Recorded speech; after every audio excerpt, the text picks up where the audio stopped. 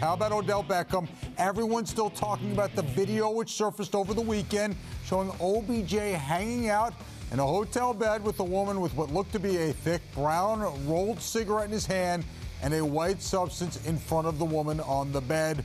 Also some pizza, apparently. Not shockingly, this instantly turned into a huge story with everyone talking about what the Giants should do with Odell. We'll get to that part of it later. But for starters, let's begin with Sal. How big of a deal should this latest Odell drama be? Well, I mean, is it a big deal to you? At face value, I don't think it's a huge look. It's not good, but I think it's a bigger deal because you combine everything. Okay, all the antics, really since day one. We've been talking about this, Jonas, since day one with Odell Beckham Jr. And now he had a chance for a fresh start. New GM, a no-nonsense guy, new head coach trying to prove himself to get a big contract. If anything's going to motivate this guy, you would think it's trying to be a $20 million player a year. As far-fetched as you may think that would seem, he still had a chance at it. Now this comes out after all that. There's no way he gets the money that he wants. So from that aspect, I do think it's a big deal with Odell Beckham Jr. You know, I'm torn on this one.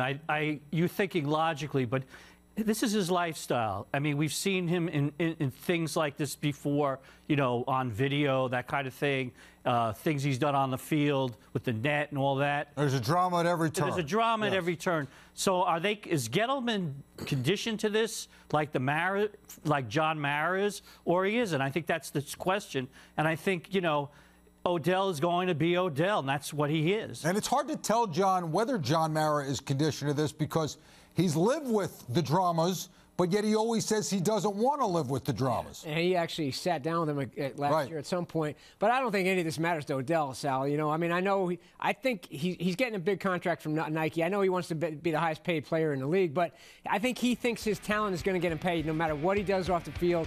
So this is what he is. And it's not a good look, obviously, if you're trying to kind of turn the page on what you've done in the past, but I don't think he cares about it. If you're the Giants, you're going to have to live with this, and because you want the talent. You're being rational too, but I don't really think he probably even thinks about it. I think he goes. So I mean, well, that's obvious. He goes to Paris and he says, "I'm going to party." This is the way he does. Well, and here's the thing. And by the way, if you don't think, and I'm not condoning what may or may not have happened there, but if you don't think this is going on with a lot of athletes or rock stars or anybody, you're being naive. Now, and I don't think it's a big issue for fans. I really don't. Well, I mean, but that being said, I will say this about judgment. If you are looking to get paid, right, and I think this speaks to your point, Sal, if you're looking to get paid, this would be the time to make sure all of your T's are crossed and your I's are dotted to with who you're hanging around and what you're doing, so none of this stuff Unless gets your out. mindset is they're going to pay me no matter what I do. It's fair. And so far they have enabled him to do what he wants to do on and off the field.